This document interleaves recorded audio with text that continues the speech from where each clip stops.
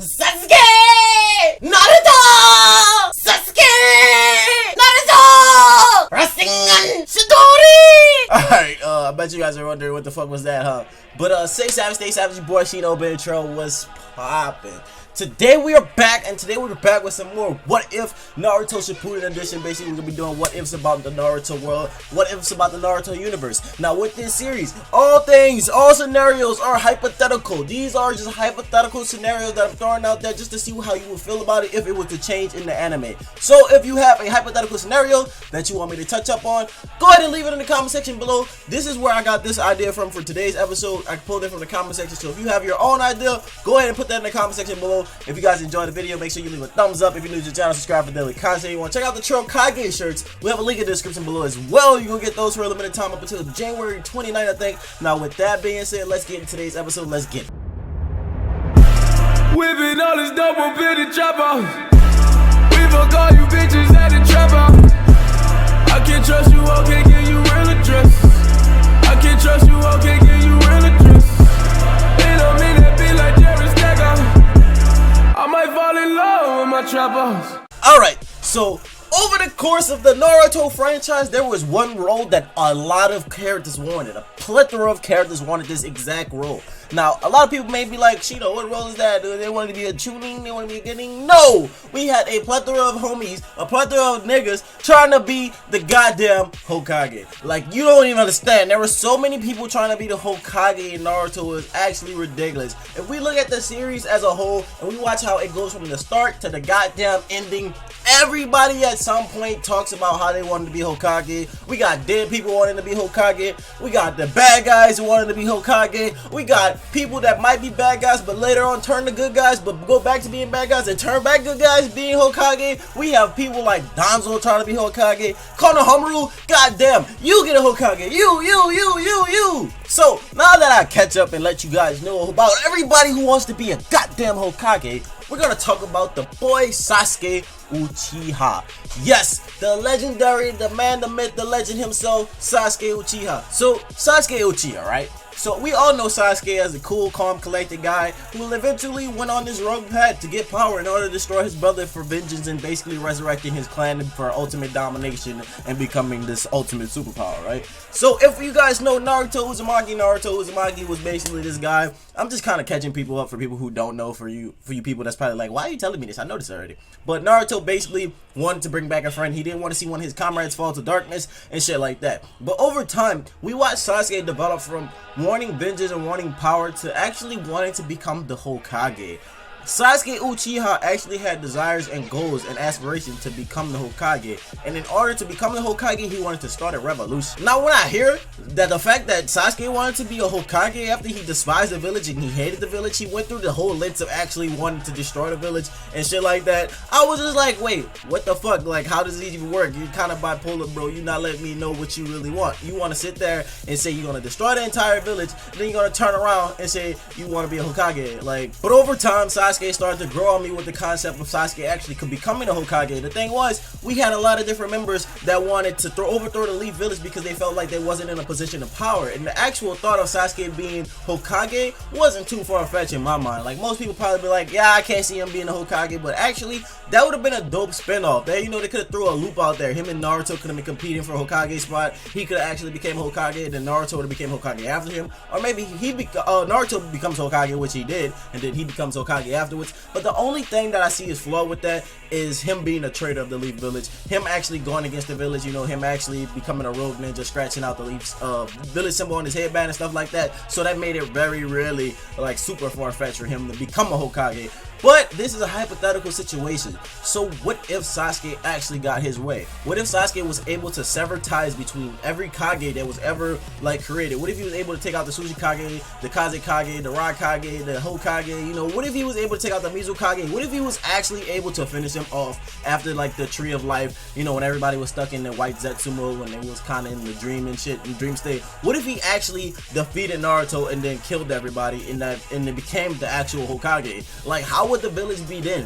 I feel like this would have probably been in some kind of a tyrant position, because if you think about it, Sasuke is kind of dark, but at the same time he does have goodness in him. It's probably one of those things where he wanted to protect from the darkness. You know, he wanted to be be a person that protect the village from the shadows, but over time it probably developed into something else. Because even though he wants to do the right thing, I feel like people like Sasuke tend to stray up. Because if you look at Sasuke in the beginning, his whole purpose and his whole like drive was actually going for revenge. That was his whole motive for power. Like, you know what I'm saying, in order to get power, you would sit there bent on revenge. You would do whatever it takes. You abandoned your comrades, you turned on your village, you did whatever it took. But then you realize, you know, your brother was actually in the right. Your brother was actually the person that was protecting you the whole entire time, because he loved the village. He did everything for the sake of the village. And the fact that you're going to replace all that and just try to do the same thing he did, it shows me that you want to be more like your brother. It shows me that he had the same ambitions as Itachi, and he wanted to follow Itachi's path, be the person that protects the village from the shadows. But the thing is, we see Sasuke as this person that could easily be straight off his path just for power. Like the fact that he left and went out with Orochimaru to get the curse mark in order to be able to become stronger, in order to take on Itachi.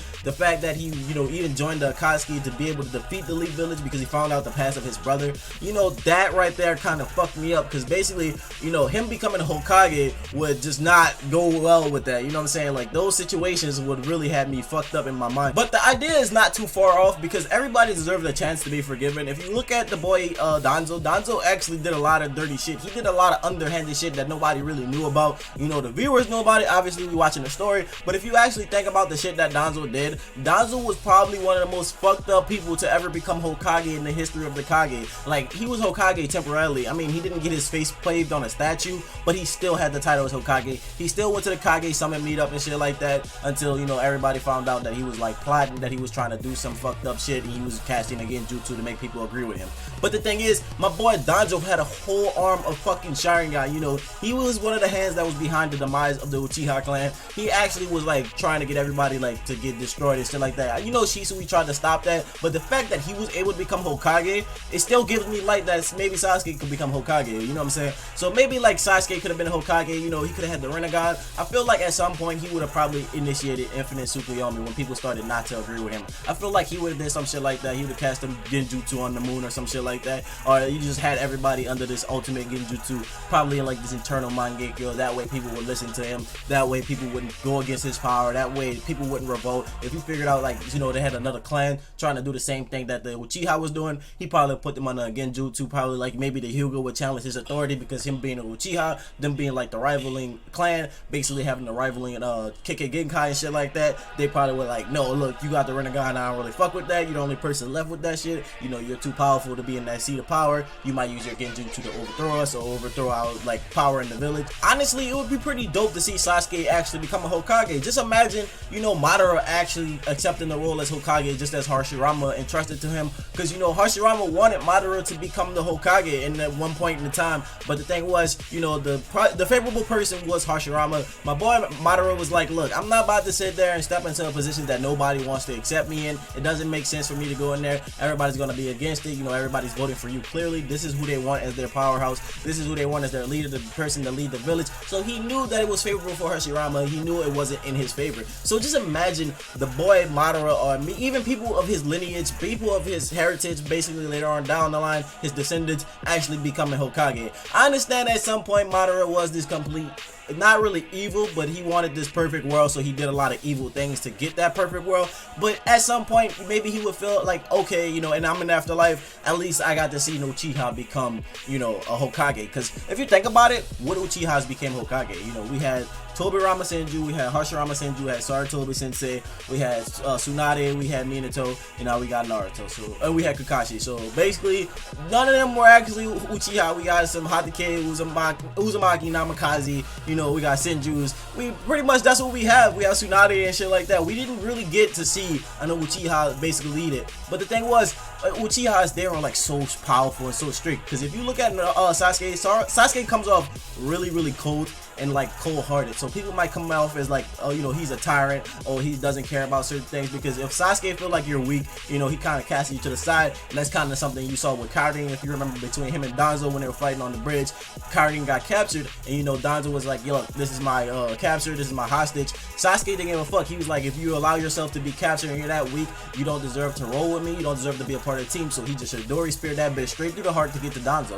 The fucked up part about it was she would do anything for Sasuke, you know what I'm saying? And even when she reunited with Sasuke, Sasuke hit her with them fucking googly eyes. She fell in love again. It was over. And that shit crazy because he didn't even put a genjutsu on her. But the fact that like he was even able to stab her, even though she was his comrade, shows like, you know, he believes in sacrifice. So in order to like keep the village structure, he might actually sacrifice something. Like if somebody comes at him and challenges power as Hokage, he might take somebody out, or maybe he would destroy like their whole entire like family or entire village, or even just anybody that would approach the village if somebody was actually getting captured. Like say somebody of Naruto's lineage, like somebody like Boruto was to get captured and he allowed himself to get captured before Sasuke had to change of heart. Sasuke probably would have just been like, you know what, you allowed yourself to get captured, that's sacrifice, you know, that's on you. If you allowed yourself to get captured and you die in the process of us trying to retrieve you, then you die. You know, we're gonna finish off the enemy, but you're dead. It's kind of like the Hokage when he wanted to destroy the moon. Basically when Toniri and them were on the moon and the moon was getting pulled down to the earth and shit, he was like, you know what, fuck it,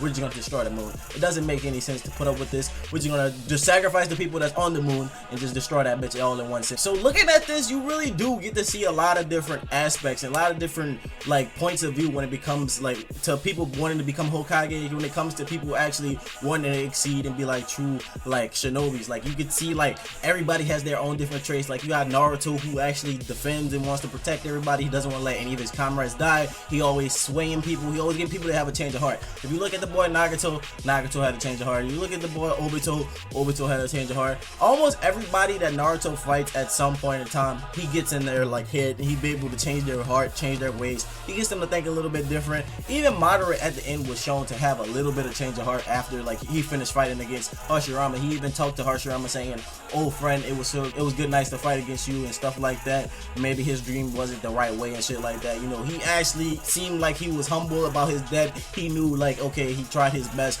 but you know, I lost to these people that worked really hard to like be able to like put in the work. But if we have like people like Sasuke who's very strict, who believes in absolute power, you know, revenge is necessary in order to complete whatever goal you have in mind. Because if you look at Sasuke's whole character was built off of revenge and hatred.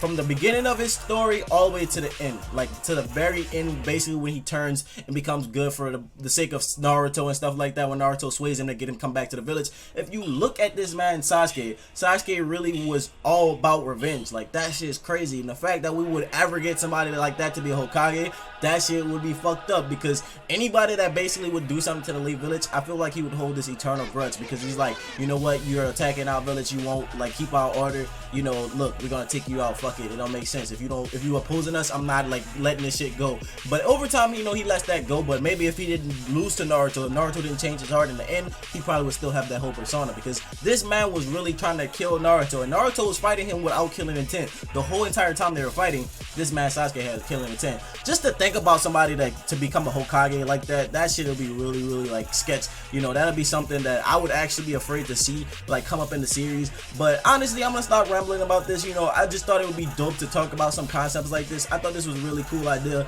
A lot of viewers also like left a different a lot of different recommendations in the comment section below. So if you have your own recommendations, if you have your own like what ifs you want me to do, like different hypothetical scenarios, basically let me know what they are in the comment section below. You know, let me know what you thought. I'll try to have them a little bit worded like properly, a little bit better.